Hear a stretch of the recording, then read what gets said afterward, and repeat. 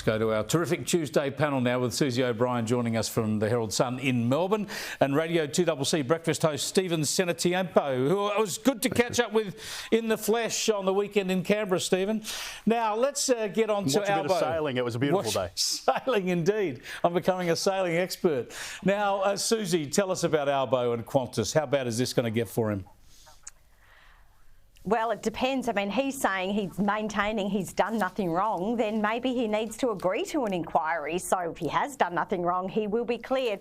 I think we need to remember that there's a lot of federal politicians who regularly get upgrades. They're members of the Chairman's Lounge. It kind of comes with the territory. But we still don't really know at what cost did these particular upgrades have. And also, you know, it's not normal for members of Parliament to have Alan Joyce on speed dial. So what was happening behind the scenes? What were the direct links between this and decisions like refusing expansion of Qatar Airlines?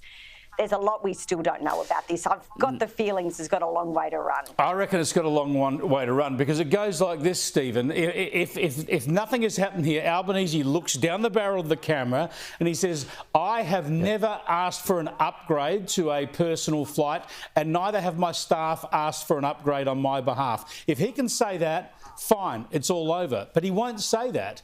If this has happened, well, then he's clearly in breach of those ministerial guidelines.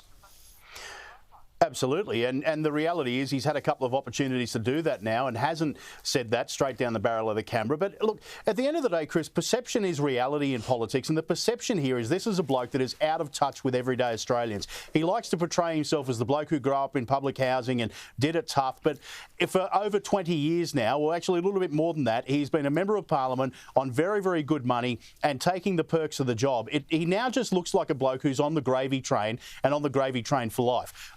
$4.3 million beachside mansion, upgrades to first class for your flights. I mean, it's just absolutely out of touch with, particularly in the context of a cost of living crisis. Now, I know a lot of this stuff is historical, but you've got to remember this went back to when he was a backbencher too, from 1999, and then as Transport Minister, having this kind of cosy relationship with a transport operator. Let's be fair dinkum about this. And I think Joe Aston put it beautifully when he said it'd be like the Financial Services Minister ringing a bank and saying, can I have a couple of points off my interest rate? Well, I'll tell you what, I want to go through some critical points here. One is that critical question to Anthony Albanese. He was asked it clearly today. Here's the question and the response. Did you call Alan Joyce personally for these upgrades? Look, the idea Qantas have a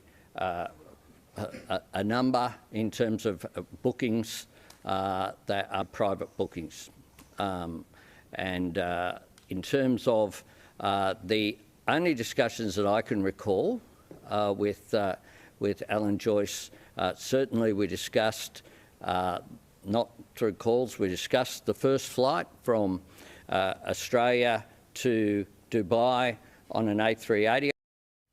Oh boy, Susie, that sounds like a bloke who's used that number. Well, you know what? If my kids gave me an answer like if my kids gave me an answer like that, to a straight question, I would pretty much think they were lying. I mean, really, he does have to answer directly to these questions. I had to try and cancel a flight because I had COVID. They don't want you on their flight when you got COVID, so I did the right thing and pulled out. It took me forever. You couldn't get anyone on the phone. Us mugs, we just have to go online, and then they just kept my money anyway. Robber barons. But just to Stephen's point, let's have a look at something that Joe Aston has said in an interview he's recorded this afternoon with Sharry Markson. It'll be on in full on Sky News at 8 o'clock. Have a look. The ones who bang on the most about their origin story, you know, about how they grew up in a brown paper bag or they floated to Australia on a stick of spaghetti, they're always the ones who are most susceptible to the high life. And I think it's certainly true that for someone who came from so little, Albanese has an insatiable appetite for VIP travel and hospitality.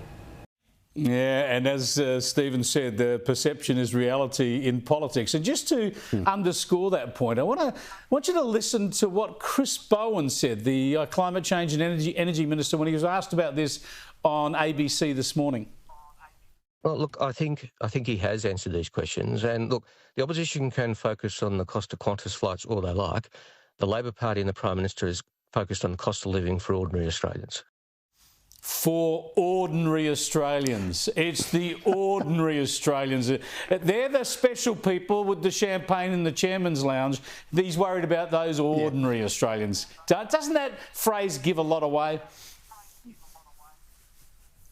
Well, absolutely. I mean, we're talking about the average Australian who can barely afford a flight to Melbourne on Jetstar, let alone be in the chairman's lounge or get first class to London. Fair income.